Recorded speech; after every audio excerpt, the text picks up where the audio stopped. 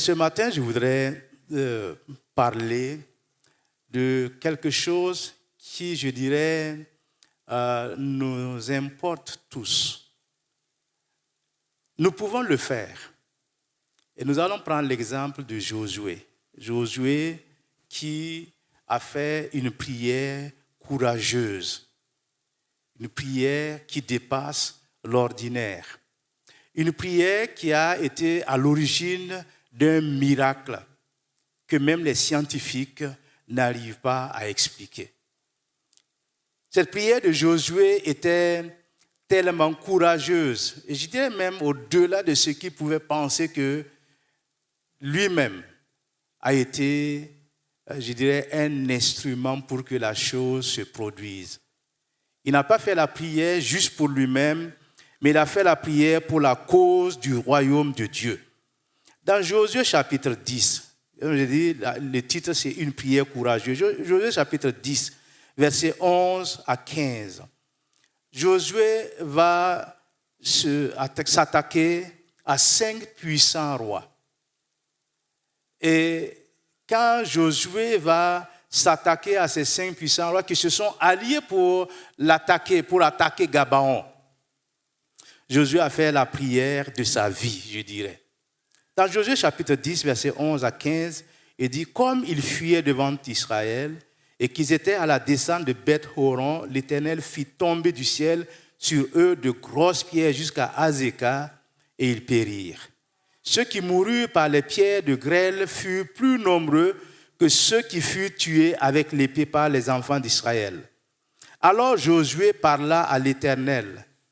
Le jour où l'Éternel livra les Amoréens aux enfants d'Israël, il dit en présence d'Israël, écoutez bien, soleil, arrête-toi sur Gabaon, et toi lune sur la vallée d'Ajalon. Et le soleil s'arrêta, et la lune suspendit sa course jusqu'à ce que la nation eût tiré vengeance de ses ennemis. Cela n'est-il pas écrit dans le livre du juste? Le soleil s'arrêta au milieu du ciel et ne se hâta point de se coucher, presque tout un jour. Il n'y a point eu de jour comme celui-là, ni avant, ni après, où l'Éternel ait écouté la voix d'un homme. Car l'Éternel combattait pour Israël. Et Josué et tout Israël avec lui retourna au camp à Gilgal. Amen. Quand nous lisons ce passage, c'est vrai que la Bible nous donne des exemples de prières assez courageux qui ont impacté la vie du peuple de Dieu, la vie d'individus. Mais Josué est l'un de ces hommes qui, par sa prière, a changé même le cours de l'histoire de l'humanité.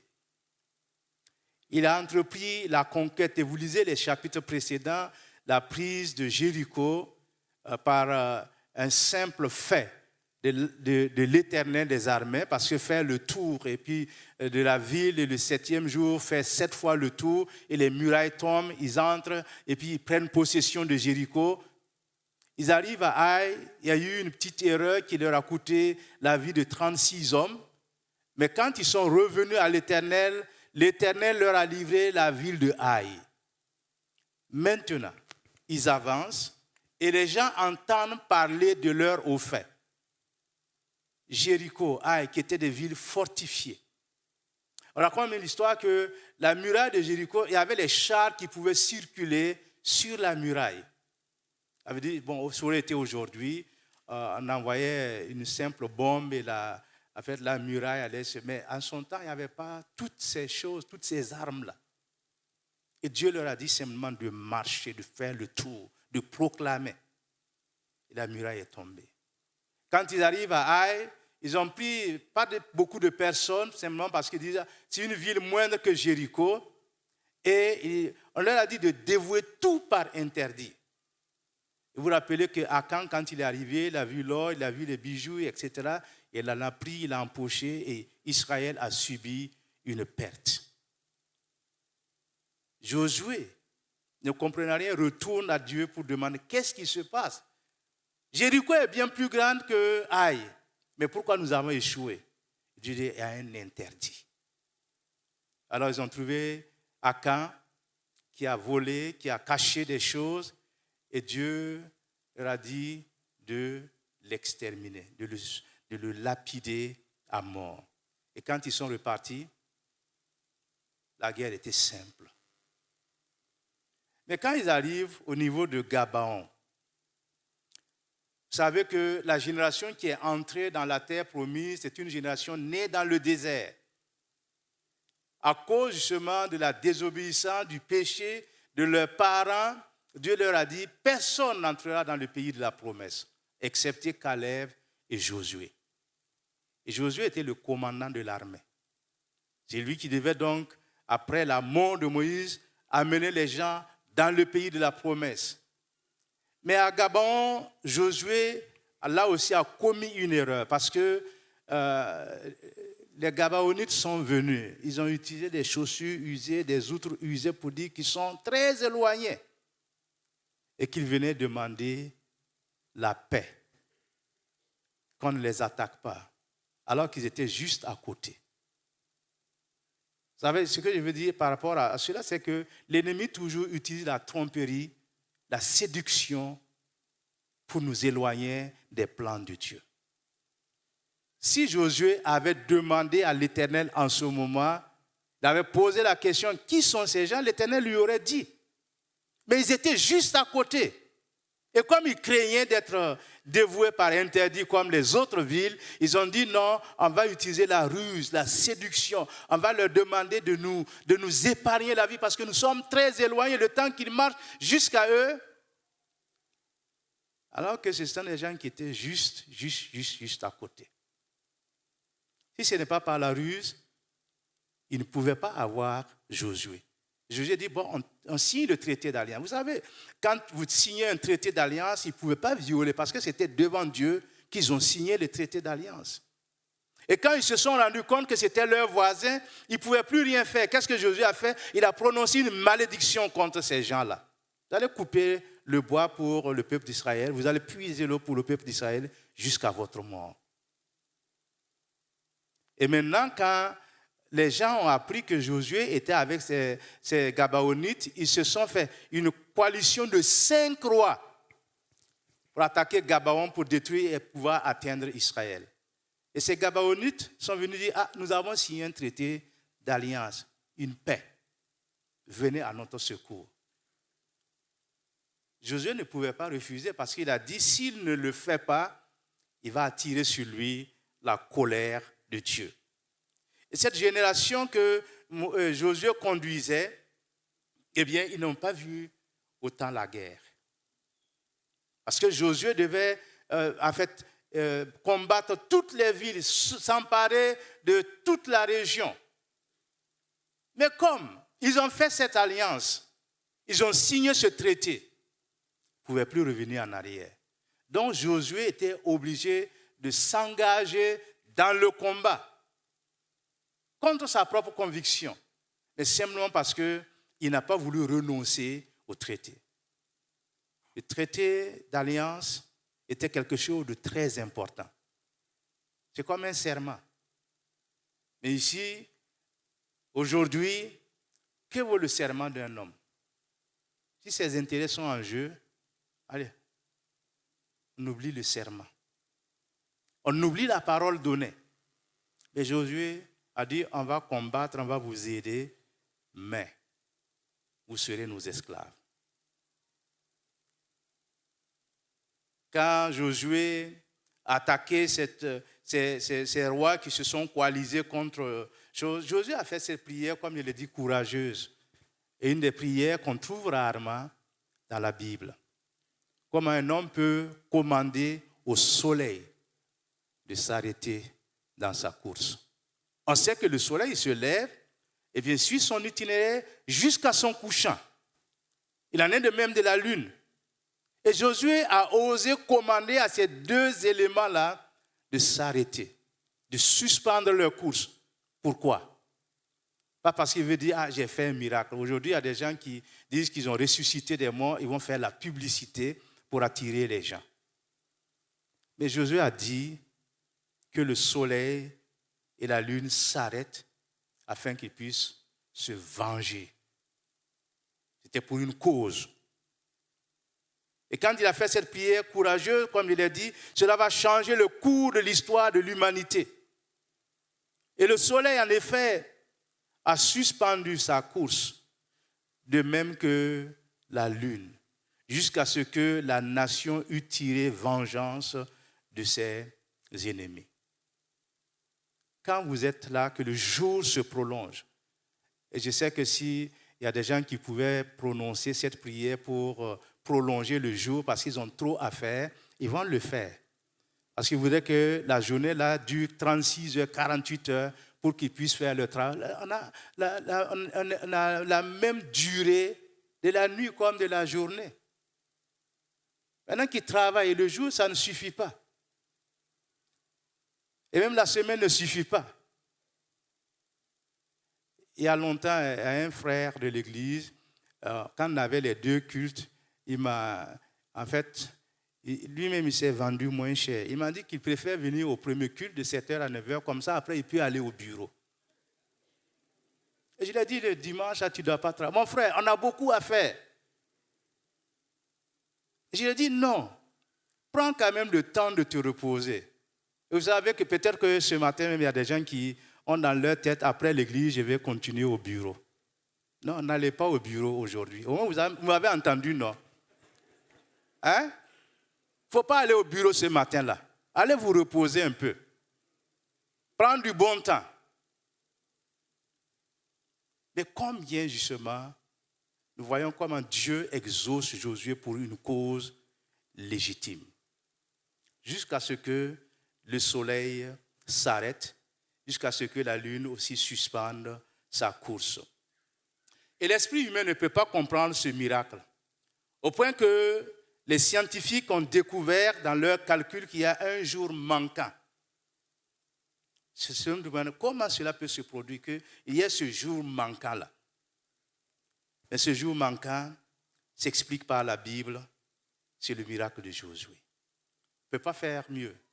Et là aussi, il doit comprendre que c'est Dieu qui est le créateur, c'est lui seul qui pouvait opérer un tel miracle, malgré l'avancée de la technologie, malgré la science, malgré tout ce que l'homme est capable de faire aujourd'hui.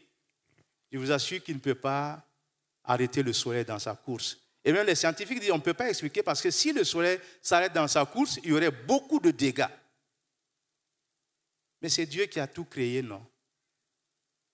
C'est Dieu qui a tout créé. Et Josué savait que Dieu était capable de lui accorder ce miracle pour qu'il puisse se venger de ses ennemis. Ce n'est pas la première fois que Dieu arrête les lois de la nature pour qu'un miracle se produise. Peut se poser la question, pourquoi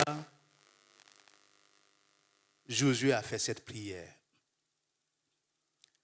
Josué a fait cette prière parce qu'il se rendait compte que Dieu combattait pour eux. Vous lisez la Bible, vous lisez la parole de Dieu, vous voyez que Josué, la Bible même nous dit que ceux qui ont été tués par le miracle de l'Éternel, par les grêles, les grosses pierres qui sont tombées sur les ennemis, dépassaient le nombre de ceux qui ont été tués par l'épée de Josué. Parce que Dieu était à leur côté. Mes frères et mes sœurs, quand nous sommes dans une situation difficile, laissons le combat entre les mains du Seigneur. Vous savez, souvent on développe certaines stratégies pour remporter la victoire, mais le combat est réellement le combat de l'Éternel. Parce que quand quelqu'un s'attaque aux chrétiens, il s'attaque à Dieu. À moins que vous ne soyez dans le monde, à l'église, et puis un peu partout. Mais quand nous sommes des enfants de Dieu, la Bible ne nous épargne pas les combats. Pas du tout. La vie ne peut pas être sans combat pour le chrétien parce que chaque jour, le diable essaie de passer par tous les moyens pour nous attaquer et pour nous décourager. Ouais, quand 5 rois, 5 royaumes, 5 armées qui se lient contre une seule armée, l'armée de l'Éternel. Et Josué va amener les gens à s'attendre à Dieu. Et Josué était aussi dans l'urgence de finir la tâche. Il ne voulait pas attendre le lendemain pour poursuivre le combat. Et ce que Dieu nous demande de faire aujourd'hui, n'attendons pas non plus demain. Tout ce qui a un début a toujours une fin. C'est Dieu qui est sans commencement ni fin.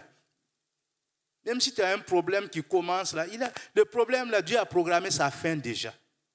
Le combat, Dieu avait programmé la victoire, mais Josué avait besoin que les jours se prolongent pour qu'il termine le combat, pour qu'il termine le travail. Et c'est ce que Dieu a permis à Josué de faire.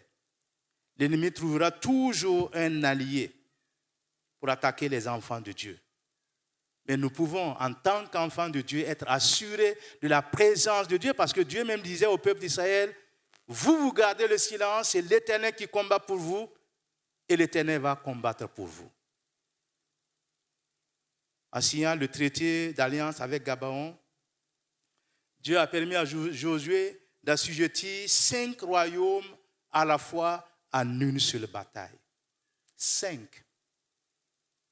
Et vous savez ce que, quand Dieu a commencé à combattre pour Israël, que les gens tombaient, que les pierres s'abattaient sur les ennemis, les 5 rois ont fui, ils ont abandonné leurs armées et sont allés se réfugier dans une grotte. On est venu signaler cela à Josué. Et les 5 rois là sont dans cette grotte-là. Il a dit, roulez une grosse pierre là-dessus, fermez l'entrée jusqu'à ce que je finisse le travail et je reviendrai. Quand Josué a fini le travail, il allait faire sortir ces 5 rois-là de leur cachette. Il les a humiliés publiquement.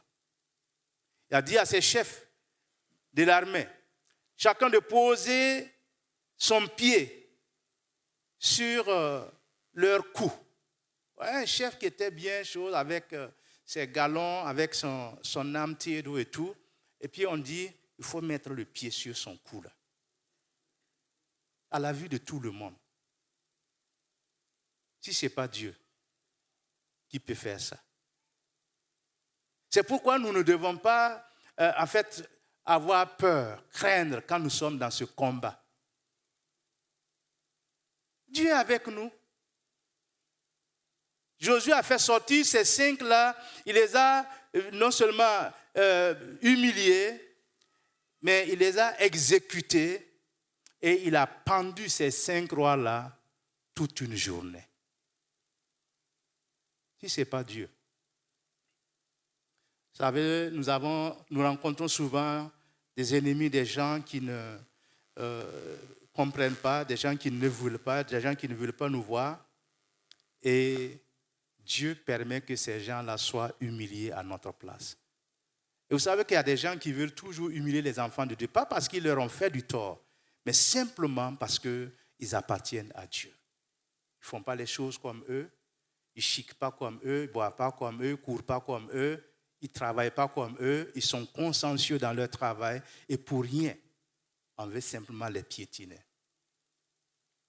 Dieu voit, Dieu regarde. Et comme ces chefs, ces gens qui s'opposent aux enfants de Dieu, ils seront bien sûr humiliés parce qu'à la fin, ils vont se rendre compte qu'ils ont tout fait. Ils ont tout fait, mais ils n'arrivent pas. Pourquoi? Le chrétien n'a pas 2 têtes ou bien 4 yeux, mais simplement parce que Dieu combat à sa place. Et Dieu le délivre de la main de ses ennemis. Mes frères et mes sœurs, c'est un encouragement pour nous ce matin de savoir que notre combat est celui de l'Éternel. L'Éternel des armées combattra pour vous et vous gardez le silence. Quel que soit le combat dans lequel nous sommes engagés, ne paniquons pas, ne craignons pas, mais avançons par la foi. Parce que Dieu même peut arrêter le soleil pour que nous puissions tirer vengeance de nos ennemis. C'est ce qu'il a fait pour Josué. Josué, la Bible nous dit que tous ceux-là qui ont été frappés par les pierres, par les grosses pierres, ont été plus nombreux que ceux qui ont été tués par l'épée par les enfants d'Israël. Ceux qui sont morts par l'épée, c'est-à-dire ceux qui se sont engagés dans le combat là, physiquement, ils n'ont pas tué autant que les pierres qui sont descendues du ciel pour abattre les ennemis. Notre secours vient de l'Éternel, qui combat à notre place, qui fait que nous triomphions, qui fait que nous en sortions vainqueurs, non pas nous. Quelquefois, dans certaines situations où Dieu nous permet de sortir vainqueurs, on se demande comment on a fait. Vous n'avez rien fait, c'est Dieu qui a tout fait. C'est pourquoi ce matin, je voudrais vous encourager et nous allons prendre un moment pour prier pour notre pays. C'est vrai que nous l'avons déjà fait. Mais est-ce que le même Dieu qui a opéré le miracle pour faire descendre des pierres sur les ennemis, ne peut-il pas répéter ce même miracle pour notre pays? Nous avons des ennemis qui nous attaquent. On ne leur a pas fait quelque chose. Ils sont là. Ils sont cachés.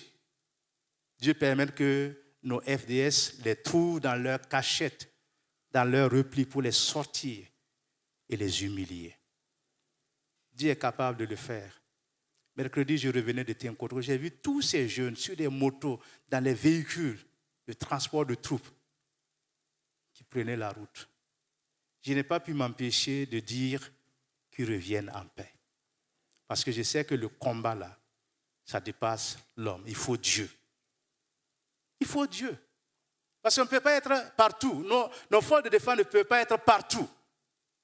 Mais Dieu est partout.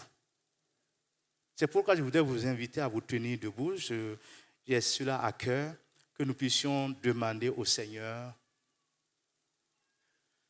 de répéter encore le miracle.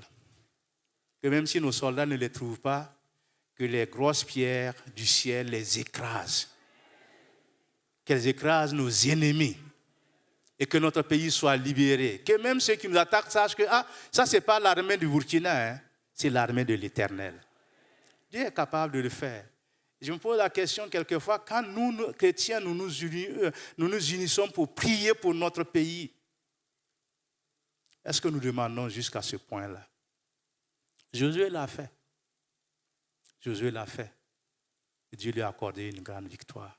Mes frères et mes sœurs, si nous avons à cœur ce pays et si nous croyons que Dieu est le Dieu des miracles, qu'il opère encore des miracles, et que l'Éternel lui-même combatte,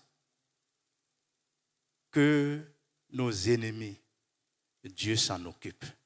Il sait comment, nous ne savons pas comment le faire, mais Dieu sait comment il va le faire. C'est pourquoi je vous invite maintenant à prier, à élever la voix et à demander au Seigneur de prendre notre combat et de combattre pour notre pays. Élevons la voix. Alléluia, Jésus. Dieu de gloire, Dieu de bonté, ce matin, nous venons en ta présence. Seigneur, nous venons de lire cette histoire de Josué. Ta parole nous dit que tu es le même hier, aujourd'hui et éternellement. Et ce matin, nous voulons ensemble d'une même voix te demander de prendre en charge notre combat. Seigneur, nos forces de défense et de sécurité ne peuvent pas faire grand-chose face à l'ennemi, face aux adversaires, face aux terroristes. Mais Seigneur, toi, tu peux le faire au nom de Jésus. Parce que ta parole nous dit que, Seigneur, tes yeux parcourent toute la terre pour secourir ceux qui sont en danger. Seigneur, notre pays est en danger.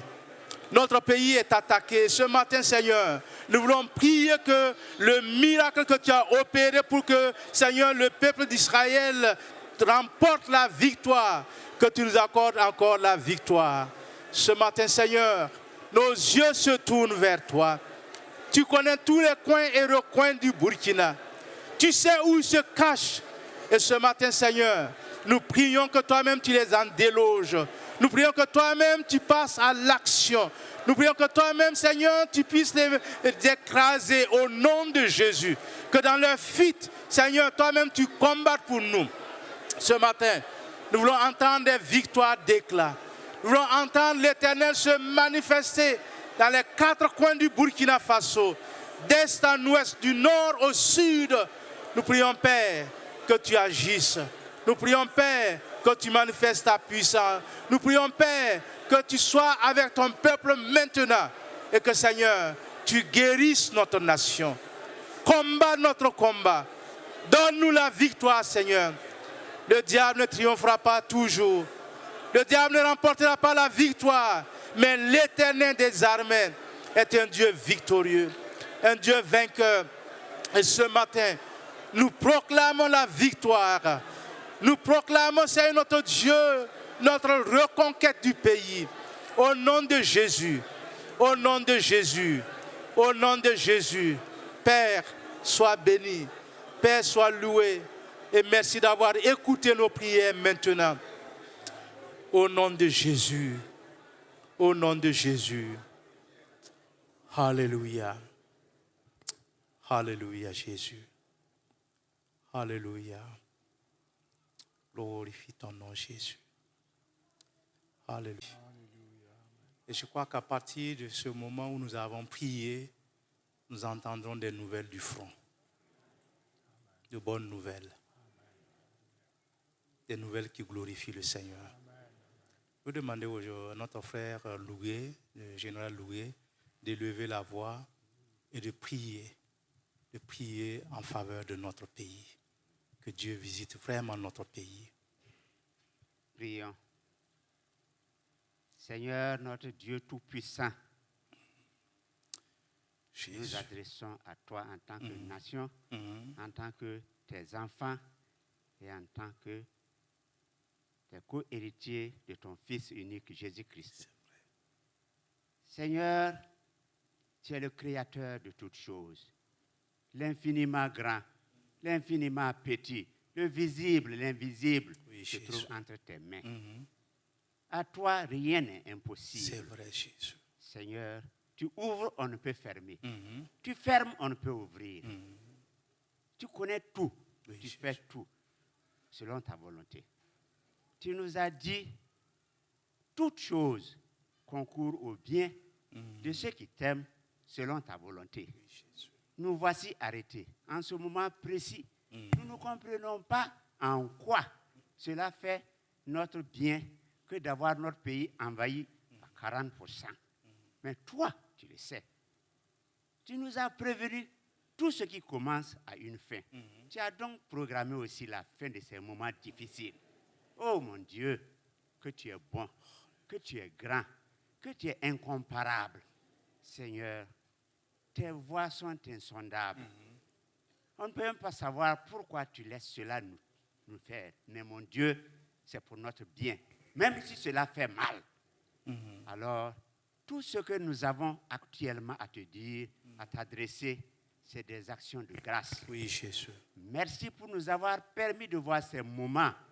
Merci pour ces instants que nous nous rassemblons pour crier vers toi. Merci aussi pour la fin que tu as programmée pour ces moments difficiles. Je sais que nous en sortirons grandis. Nous en sortirons, Seigneur, affermis dans notre foi. Oui, Jésus. Parce que tu nous donneras l'occasion de témoigner des cailloux qui vont descendre, du feu qui va descendre sur tous ceux qui sont égarés, qui paraissent égarés. Nous savons aussi que tu trouveras des occasions pour amener certains vers toi, parce que ta parole n'est jamais prononcée en vain. C'est vrai, oh Jésus. mon Dieu, merci. Merci pour ce pays. Merci pour les habitants. Oui, Jésus. Merci pour tout ce que tu as prévu. Que ton nom seul soit loué. À toi toute la gloire pour ce que nous traversons. Et que Seigneur, nous sommes à toi. Nous resterons collés à toi par ton esprit. Guide ton peuple, guide nos dirigeants et que ton nom seul soit loué, chanté et adoré. C'est au nom puissant du Seigneur Jésus-Christ, notre Sauveur, que je t'ai prié, mon Dieu, mon roi. Amen. Amen. Que la grâce du Seigneur Jésus-Christ, l'amour de Dieu et la communion du Saint-Esprit soient avec vous tous.